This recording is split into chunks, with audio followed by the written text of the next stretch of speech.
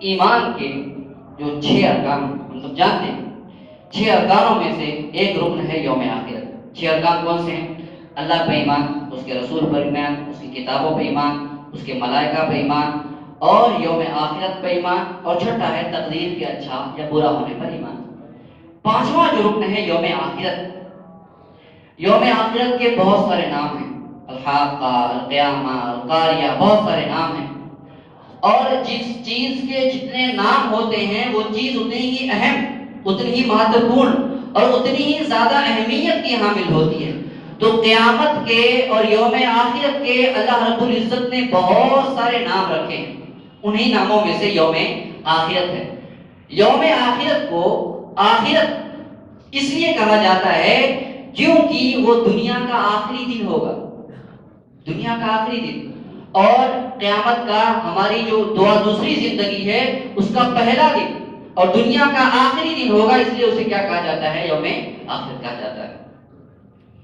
اس سے پہلے کہ ہم اصل موضوع پہ بات کریں، ہم کچھ چیزوں کو، بنیادی چیزوں کو ذہن نشین کر لیتے ہیں۔ ہماری یہ جو قیامت ہے، ہم نے سنا ہے قیامت آئے گی، قیامت آئے گی، اس کی بہت ساری نشانیاں ہیں، بڑی بڑی نشانیاں ہیں، دجال آئے گا، امام مہدی آئیں گے، سورج مشرق سے طلوع ہو جائے گا، یہ ساری نشانیاں ہیں۔ لیکن آپ کو پتا ہے اس قیامت کے علاوہ ایک اور قیامت ہے، یہ جو قیامت آنے والی ہے اس کے علاوہ ایک اور قیامت ہے۔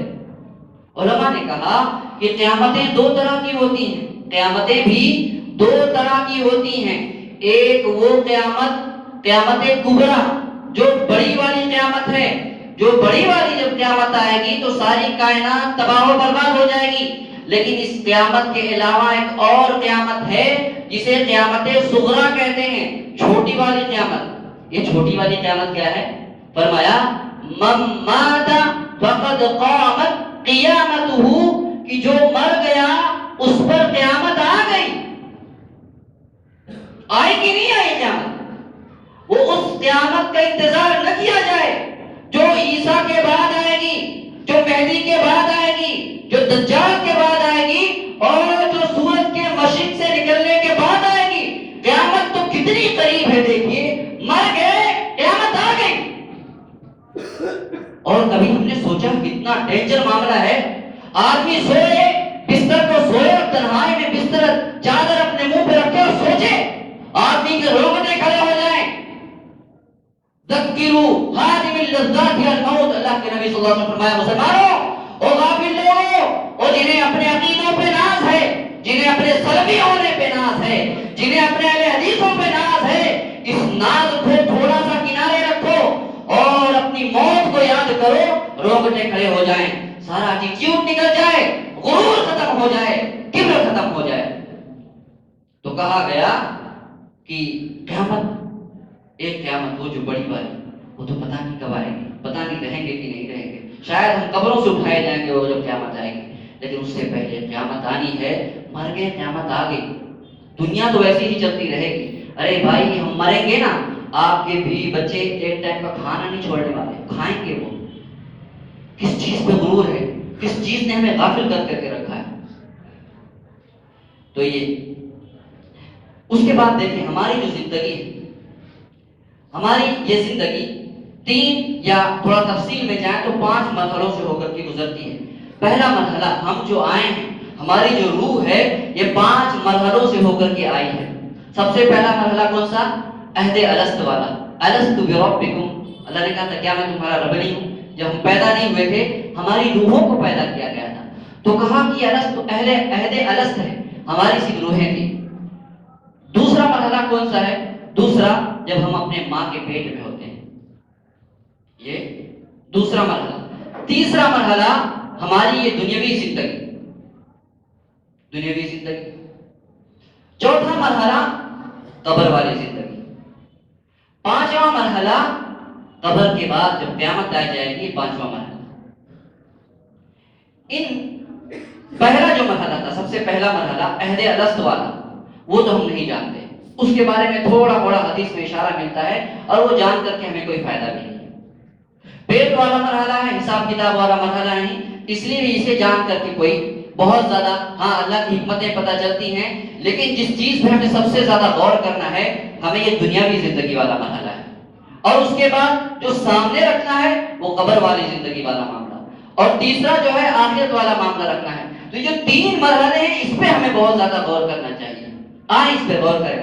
سب سے پہلا مرحلہ جو دنیاوی زندگی ہوتی ہے، اس دنیاوی زندگی کے اندر ہمارا جسم کن چیزوں سے بنا ہے؟ 2 چیزوں سے۔ کون کون سا؟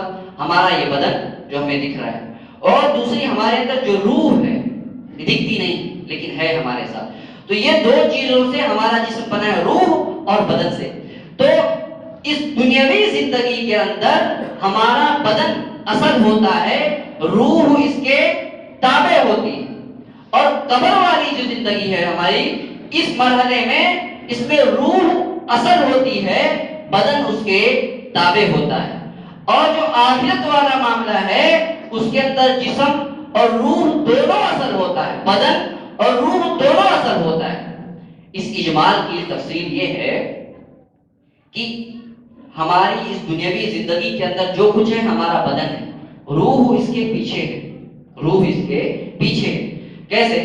اس کا مطلب یہ ہے کہ جس شخص کو بھی ہم پر کوئی فیصلہ کرنا ہے تو ہماری روح پہ فیصلہ کر سکتا ہے وہ، ہاں ہماری روح پہ فیصلہ نہیں کر سکتا وہ ہمارے بدن پہ فیصلہ کرے گا۔ ہمیں خوش کرنا ہوگا، ہمیں تکلیف دینا ہوگا، ہمیں مارنا ہوگا تو ہمارے بدن پہ فیصلہ کرے گا، روح پہ فیصلہ نہیں کرے گا۔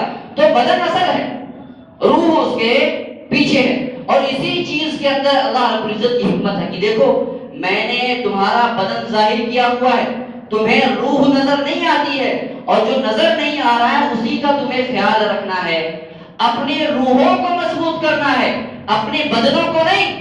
اور بدن اور ہم جو عام لوگ ہوتے ہیں، جو دین سے جتنا غافل ہوتا ہے وہ اتنا ہی زیادہ اپنے بدن کا خیال رکھتا ہے، اپنے پیٹ کا خیال رکھتا ہے، اپنی شرمگاہ کا خیال رکھتا ہے جو بدن، لیکن جسے آخرت سامنے ہوتی ہے وہ ان کا خیال رکھنے کے ساتھ کہیں زیادہ وہ روح کا اپنے خیال رکھتا ہے، اپنی روحوں کو مضبوط کرنا چاہتا ہے۔ تو روح کا مضبوط کرنے کا مطلب یہ ہے اپنے ایمانوں کو مضبوط کرنا۔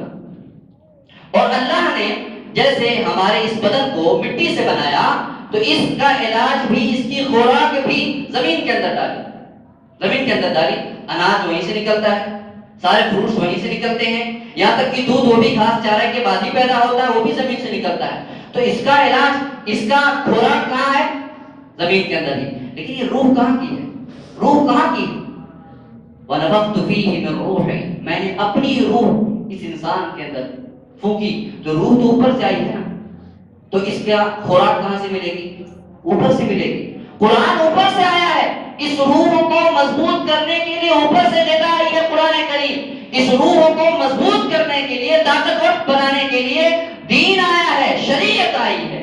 اور جب یہ روح مضبوط ہو جاتی ہے انسان کی تو انسان ایسے ایسے کارنامہ کرتا ہے کہ گوشت پوشت پہ بھروسہ کرنے والے انسان، یہ کافر انسان جو اپنی روح کو نہیں مانتے، جو ایمان کو نہیں مانتے، وہ سوچتے ہیں کہ یہ گوشت پوشت ہڈی سے بنا انسان ایسے کیسے کارنامے کر لیتا ہے، لیکن در حقیقت وہ کارنامے بدن کے نہیں ہوتے ہیں، وہ کارنامے ایمان کے ہوتے ہیں، وہ کارنامے روحوں کے کارنامے ہوتے ہیں۔ آپ دیکھیں اللہ کے نبی صلی اللہ علیہ وسلم کی زندگی میں دیکھیں، صحابہ کی زندگی میں دیکھیں، تابعین کی زندگی میں دیکھیں، یہ محلب بن ابی صفرہ ہیں، اسلامی تاریخ کے بہت بڑے گائیڈ اور لیڈر۔ خوارجیوں کو انہوں نے ایسے چھکے چھڑائے کہ خوارجی اس وقت بالکل ختم کر دیے گئے۔ اس وقت تابعین کے زمانے میں یہ محلب بن ابی صفرہ اپنی ضرورت کو پورا کرنے کے لیے، قضائے حاجت کے لیے لوٹا لے کر کے کہاں جاتے ہیں، گئے خالی جگہ پہ گئے، لوگوں نے خارجی تاڑ میں لگے ہوئے تھے، ادھر اکیلے گئے، 30 سے زیادہ خارجیوں نے محلب بن ابی صفرہ کو گھیر لیا کہ بول اب کہاں جائے گا۔ محلب بن ابی صفرہ نہتے ہیں، ہاتھ میں ایک لوٹا ہے قضائے حاجت پورا کرنے کے لیے، اور یہ 30 سے زیادہ خارجی سب کے ہاتھوں میں تلوار ہے۔ محلب تاریخ دانوں نے لکھا، مورخین نے لکھا، محلب بن ابی صفرہ نے اسی لوٹے کے ذریعے سے 30 خارجیوں کو کی جان لے لی، 30 خارجیوں کو قتل کر دیا۔ یہ کیا ہے؟ کوئی انسان سوچ سکتا ہے جو اپنے جسم کی طاقت پہ کارنامے انجام دے سکتا ہے اگر اس کا دل کام نہ کرے، اگر اس کا ایمان کام نہ کرے؟ اور یہ تو محلب بن ابی سغرا ہے، آپ تاریخ اٹھا کر پڑھیے، غزوہ موتا کے موقع پہ اللہ کے نبی صلی اللہ علیہ وسلم نے صحابہ کو جمع کیا کہ لوگوں بہت بڑی مصیبت آئی ہے مسلمانوں کے اوپر، روم کی طاقتیں آج مدینہ کی بستی کی طرف دیکھنا چاہتی ہیں، آج مسلمانوں تمہاری ضرورت ہے، تمہارے مال کی ضرورت ہے، تمہارے جانوں کی ضرورت ہے۔ جس کے پاس جو مال تھا انہوں نے مال آ کر کے دیا، صحابہ نے اپنی جانیں آ کر کے دی، کل ملا جلا کر کے 3000 جمع ہوئے۔ کتنے؟ 3000 جمع ہوئے، سامنے کتنے؟ 2 لاکھ۔ یہ ایسا تاریخ کے موقع پہ ایسا نازک موقع تھا کہ مدینہ کی عورتیں جب یہ لشکر نکلنے لگا، مدینہ کی عورتیں مدینہ کی سے باہر آ کر کے اپنے ان جانثار بیٹوں کو ودا کرنے کے لیے باہر آئیں اور دعا کرتی تھی، ردکم اللہ الینا صابرین، اللہ تمہیں جیت کے ساتھ، فتح و نصرت کے ساتھ ہماری طرف واپس آئے۔ اس جنگ کے ایک قائد نے عبداللہ بن رواحہ جو قائد تھے، اللہ کے نبی نے انہیں قائد بنایا تھا، کہا اما انا فلا ردنی اللہ، ماں تو دعا کرتی ہے کہ اللہ مجھے صحیح سلامت لوٹائے، لیکن جہاں تک میری آرزو کی بات کرے، اما انا فلا ردنی اللہ، تو ماں مجھے لوٹنے کا کوئی شوق نہیں، میں تو اللہ کی راہ میں جان دینا چاہتا ہوں۔ یہ کیا تھا؟ یہ ایمان تھا۔ اور جنگوں کا قاعدہ یہ ہوا کرتا ہے کہ ہمیشہ قائد اور لیڈر ایک ہوا کرتا ہے، لیکن اللہ کے نبی نے دیکھا کہ یہ جنگ بڑی گھمسان ہونے والی ہے، ایک قائد سے کام نہیں چلے گا، ایک لیڈر سے کام نہیں چلے گا۔ اللہ کے نبی نے 3 قائدوں کو مقرر کیا، فرمایا ان قتل زید بن حارثہ فعبد اللہ بن رواحہ وان قتل عبد اللہ فجعفر بن طیار۔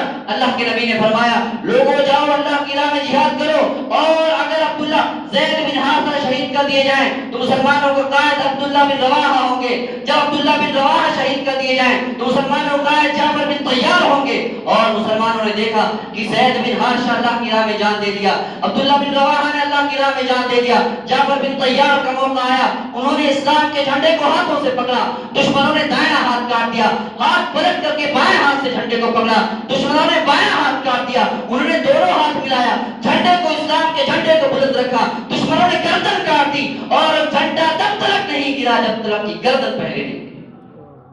یہ کارنامے کون کرواتا ہے؟ یہ جسم نہیں کرواتا، جن کے ایمان مضبوط ہوتے ہیں، جن کی روحیں مضبوط ہوتی ہیں، ان سے یہ کارنامے ہوتے ہیں۔ تو ہماری جو دنیاوی زندگی ہے، اس زندگی کے اندر ہمارا بدن اصل ہے، روح اس کے تابع ہے، اور ہماری ذمہ داری یہ ہے کہ ہم اس روح کو اتنا مضبوط کریں کہ بدن پر بھاری پڑ جائے، بدن پہ غلبہ آ جائے، جب پیٹ کی بھوک ہمیں حرام کی طرف لے جائے، جب شہوتیں ہمیں حرام کی طرف ابھاریں، جب خواہشات ہمیں حرام کی طرف لے جائیں، تو ہماری روح اتنی پاورفل ہو کہ انہیں کنٹرول کر کے وہی روک دے کہ نہیں تو اس سے آگے نہیں بڑھ سکتا ہے۔ تو یہ دنیاوی زندگی، یہ پہلا مرحلہ۔ دوسرا مرحلہ کون سا ہے؟ قبر والا مرحلہ۔ قبر والا مرحلہ جب انسان مر جاتا ہے تو اس کی روح اصل ہوتی ہے، بدن اس کے تابع ہو جاتا ہے۔ اب جیسے دنیا کے اندر جو بھی فیصلہ ہونا ہے، کس پہ فیصلہ ہونا ہے؟ بدن پہ فیصلہ ہونا ہے، روح بعد میں اس پہ، روح پر اثر پڑتا ہے بعد میں۔ لیکن جب قبر کا مرحلہ شروع ہوتا ہے تو یہاں پہ جو بھی فیصلہ ہوگا روح پر فیصلہ ہوگا، بدن اس کے تابع ہے، اصل فیصلہ روح پر ہوگا، بدن تک اثر پہنچے گا اس کا۔ اللہ کے نبی صلی اللہ علیہ وسلم فرماتے ہیں اذا وضعت الجنازة واحتملها الرجال على اعناقهم فإن كانت صالحة قالت قدموني وإن كانت غير صالحة قالت يا ويلها أين تذهبون بها۔ جب جنازے کو کندھوں پہ ڈال دیا جاتا ہے اور نوجوان اپنے کندھوں پہ اس میت کو ڈال دیتے ہیں، فإن كانت صالحة قالت قدموني، اگر نیک ہوتی ہے تو کہتی ہے جلدی لے چلو، جلدی لے چلو، مجھے جلدی لے چلو، اور اگر بدکار ہوتی ہے، گنہگار ہوتی ہے تو کہتی ہے یا ویلہا این تذہبون بہا، یہ روح کہتی ہے کہ ہائے میری شامت، ہائے میری بربادی، کہاں لے کر کے جا رہے ہو، اور ایسی دعائیاں دیتی ہے، ایسے فریادیں کرتی ہے، اور اس طرح سے روتی ہے۔ اللہ کے نبی صلی اللہ علیہ وسلم فرماتے ہیں کہ یسمع صوتها کل شیء الا الانسان، اس کی دعائیوں کو، اس کی فریادوں کو، اس کی چیخ و پکار کو دنیا کی ہر چیز سنتی ہے سوائے انسان کے۔ لو سمعها لصعق، اور انسان اگر سن لے تو بے ہوش ہو کر کے مر جائے. یہ میتیں جو کندھوں پہ لاد کر کے چلتے ہو، ہم سوچتے ہیں خاموش پڑی، اللہ کی قسم خاموش نہیں ہوتی ہے. یا تو ہم سے فریادیں کر رہی ہوتی ہے کہ لے چلو، جلدی لے چلو مجھے، یا اللہ کی قسم چیخیں مار رہی ہوتی ہے کہ نہ لے چلو مجھے، نہ لے چلو، نہ لے چلو. بے نمازی ہے، داروڑی ہے، گنہگار ہے، زندگی بھر مسجدوں میں آیا نہیں، سجدے نہیں کیا، اسے اس مقام پہ جانے سے بڑی دہشت لگتی ہے. نہ لے چلو، کہاں لے کر کے جا رہے ہو؟ اور اگر اس کی دہائیاں سن لے تو ماں باپ دفن کرنے سے منع کرتے ہیں کہ نہ دفن نہ کرو، سڑ جائے زیادہ اچھا ہے، قبرستان میں نہ لے کر کے جاؤ. تو آدمی کی زندگی کا دوسرا مرحلہ قبر کا ہوتا ہے. اس کے اندر روح اصل ہوتی ہے، جسم اس کے تابع ہوتا ہے. تیسرا مرحلہ قیامت کے بعد شروع ہوگا. اس کے اندر اب دیکھیں، یہاں پر دنیاوی زندگی کے اندر بدن اصل ہے، روح اس کے تابع ہے. تو یہ جب ایک اصل ہے، ایک اس کے پیچھے ہے، اس زندگی کو ختم ہونا پڑتا ہے. قبر کی زندگی ایسی ہے کہ اس کے اندر روح اصل ہے، بدن اس کے تابع ہے. تو چونکہ ایک اصل ہے ایک تابع ہے، دونوں اصل نہیں ہیں، تو اس بنا پہ اس کو بھی ختم ہونا ہے. قیامت آئے گی، یہ قبر والی زندگی ختم ہو جائے گی. لیکن قیامت کے بعد دونوں اصل ہو جاتے ہیں، روح بھی اصل، جسم بھی اصل. اور جب دونوں اصل ہو گئے تو یہ ہمیشہ ہمیشہ کے لیے رہیں گے، ختم نہیں ہونا ان دونوں، کیونکہ دونوں اثر ہو گئے نا. اب ختم ہونا ناممکن ہے. اسی لیے قیامت کے دن، جب قیامت کا دن ہوگا، میدان محشر ہوگا، جنتی جنت کے اندر چلے جائیں گے، جہنمی جہنم کے اندر چلے جائیں گے. اللہ کے نبی صلی اللہ علیہ وسلم نے ہمیں اس عالم غیب کی باتوں سے خبردار کیا کہ لوگوں دیکھ لو کیا ہونے والا ہے، اس روح کے ساتھ، اس جسم کے ساتھ کیا ہونے والا ہے. لوگوں دیکھو، اللہ کے نبی نے فرمایا ینادی منادی یا اہل الجنہ فیشرئبون وینظرون وینادی منادی یا اہل النار فیشرئبون وینظرون. ایک ندا لگانے والا ندا لگائے گا جنتی جنت میں، جہنمی جہنم میں. ایک آواز لگانے والا آواز لگائے گا. لوگ اچک اچک کے دیکھیں گے، جہنمی اچک اچک کے دیکھ رہے ہیں، جنتی اچک اچک کے دیکھ رہے ہیں. موت کو لایا جائے گا. هل تعرفون هذا؟ ندا لگانے والا پوچھے گا جہنمیوں سے، اس کو جانتے ہو کون ہے؟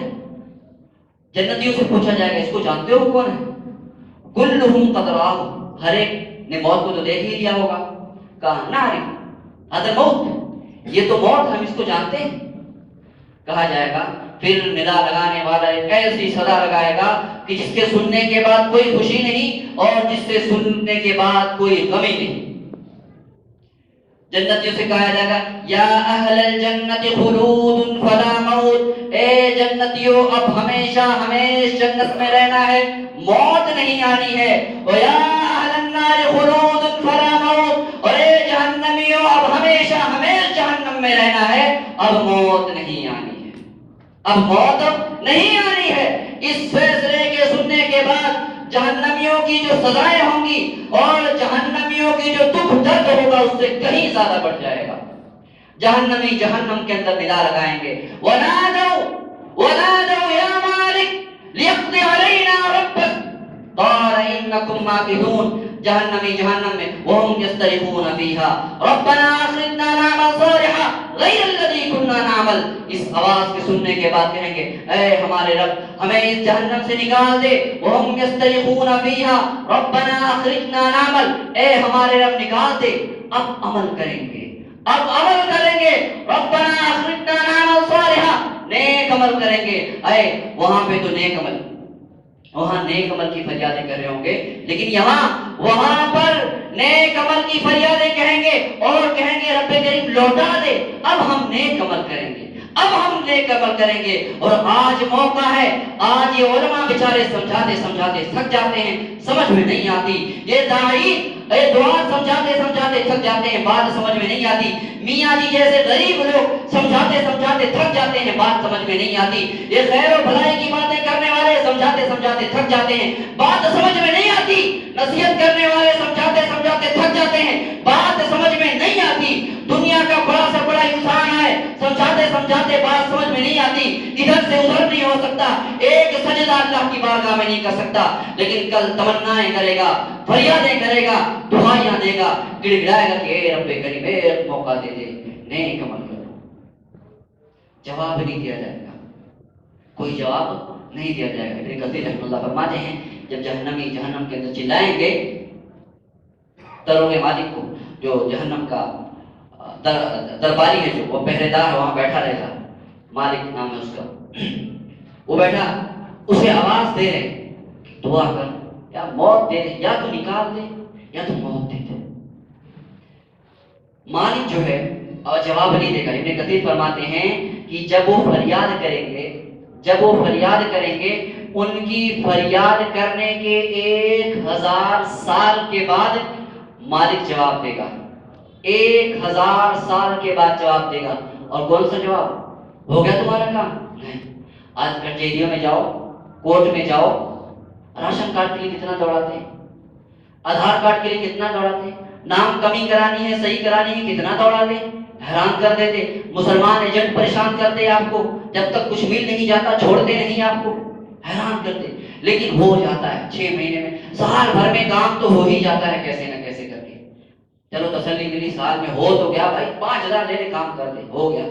لیکن وہاں 1000 سال کے بعد جواب ملا، ہو گیا کام؟ نہیں ہوا۔ قال انکم ماکثون، مالک جواب دے گا، کہے گا تمہیں اسی میں ٹھہر کر کے پڑے رہنا، اسی میں ٹھہر کر۔